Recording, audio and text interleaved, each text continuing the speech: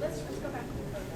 So on that, Alan, that's a very good point. Did everybody catch that? A current existing home does not have to be brought to current code. It met code at the time it was built, presumably, but a current house, so a transaction today on a 30-year-old house does not have to meet current code. So we've all seen this, the GFIs, and less modifications are being done to that functional piece of the house. But we see this all the time, the GFIs, and I think we all, I think most people in this industry now understand the importance of that and that the cost is minimal. How about the $3 damper clip? And also, the chimney is not 10 feet higher than the highest roof line. So let's take another minute and just talk about that. And what do you do with your clients? Do you educate your buyer that day? And when these things come up, to say, I'm pointing this out and this is why, it is important for the bigger picture, with the note being that their current houses don't necessarily have to meet current code. And then warranty ladies, how can you assist with that? And we talked a little bit about this, about how some of those things can actually be addressed if the warranty was in place.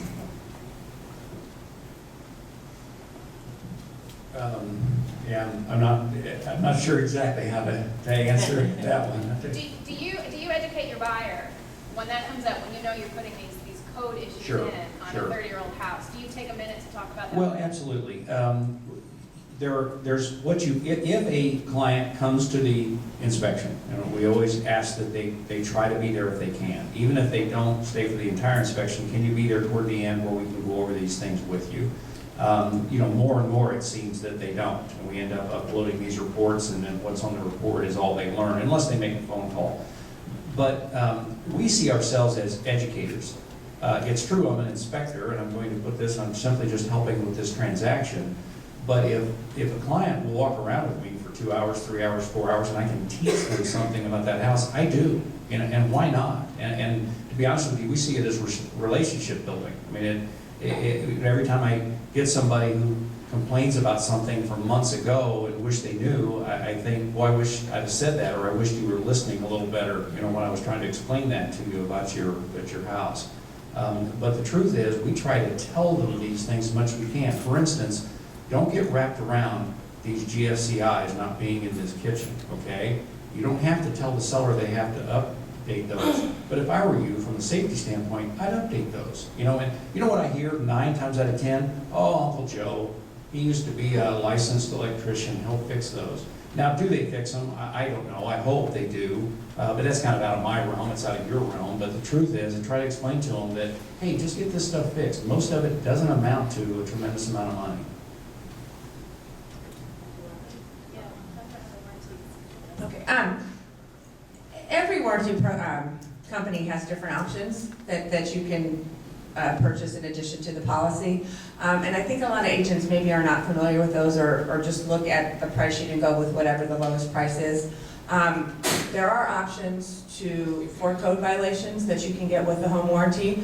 That doesn't mean that it's going to go through and fix every code violation that they find in the home inspection, but if there's an electrical code violation and something electrical breaks down, the warranty company goes out to repair it. If you have selected that option, we will bring it up to code. I want to make a couple of points real quickly. Number one, if anybody in here ever actually sees the word code in an inspection report, throw it out and find another inspector. As inspectors, we cannot tell people literally what is code and what is not code, because that varies from municipality to municipality. So we can say things like may not meet current standards, but if anybody ever actually writes the word code into an inspection report, I'll give you guys a hint as selling agents. Make them show you the actual chapter and verse of that code where it's in violation for the year that particular part of the house was built and the municipality it was built in, because they can't do it. So first of all, be very wary if anybody ever mentions the word code, and that's one of my big bugaboo. Second of all, we have to, as inspectors, we have a responsibility to inform people of safety issues like garage door safety reverses and GFIs, but we do not, technically speaking, have any responsibility to make it a major item that a house built in 1920 doesn't have GFIs in it. The house has been that way since 1920. The electrical system has never been modified. It is perfectly fine the way it stands right now. Now, do we put a comment in the report about you probably ought to add GFIs to this house? Yes, absolutely we do. But in my opinion, it does not necessarily have to be a major item in the inspection report. And that's where, as inspectors, I think it's incumbent upon us to step back, think a little bit about the house and put it in context with when it was constructed, when it was built, and how all those various rules and standards apply to it. Just to reiterate and kind of expand on what Julie said about the code, bringing up to code issues, every home warranty company's is a little bit different. It's important that you read through the policy in its entirety. Some companies offer as an option what we refer to as the code upgrade.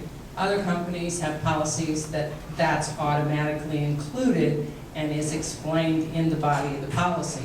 In essence, what we mean is, if there is a covered failure, something fails to operate, a claim is filed, in the process of repairing or replacing that item, if you have code upgrade coverage, then that item or system will be brought up to current code or standards at no additional cost.